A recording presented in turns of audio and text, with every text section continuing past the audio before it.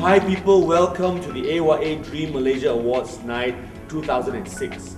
Tonight I have the privilege of walking you through 9 nominees for the Most Outstanding Youth Award of the Year and 6 nominees for the Youth Friendly Company of the Year Award. So if you would follow me, we're gonna walk down this path.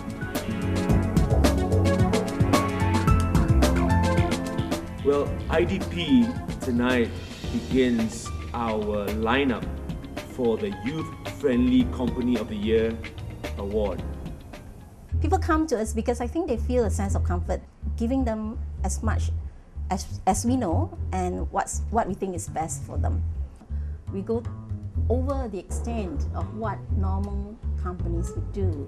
I have known of my staff doing hand delivery of offer letters because it happened to be that particular client of theirs live nearby. I don't need them to do that extra step, but they take the extra step. And because our service is starting from the process of counseling to the process of getting the offers, advising them, they become friends with our counselors. And every summer, without fail, a student will drop by and they will offer their services. They like to share their experience as a first year, and they hope that the new first year students will be less intimidated by the so-called big wide world out there. This particular girl, because she worked for me, I got to know her a bit better. She said to me, Miss Chua, where do you think I should go? I said it wasn't so much where she should go, it was more what suited her best with her personality. Because I see your personality fitting this particular state a little bit better than the other state that you were thinking about. She took my advice. She came back after a semester and said, how did you know, Miss Chua? How did you know? True enough, she said she took a visit to the next city that she thought she wanted to go to, and she didn't think it was for her. She agreed with me.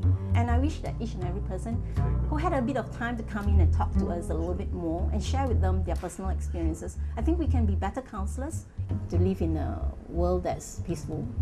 There's no distinction and biasness, possibly environmentally friendly, more environmentally conscious. It all boils down to attitudes of people. I've got a very young chap working for me now.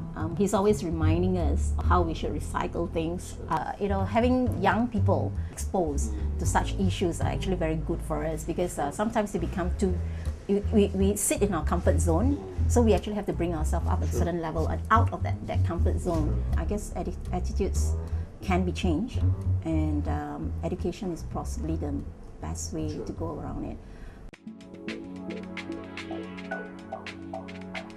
Up next, commas.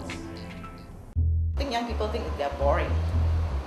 They have no reason to find out about it. It's not relevant to my life.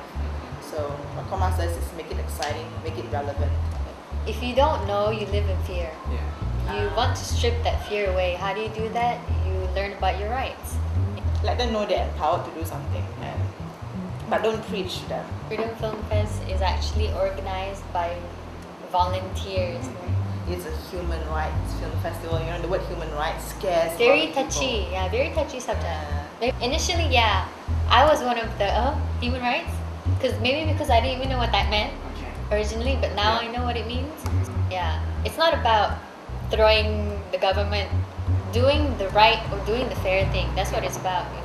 I feel good helping people, and I feel good when they're happy and they seek for my help. So it's like a two-way process as well.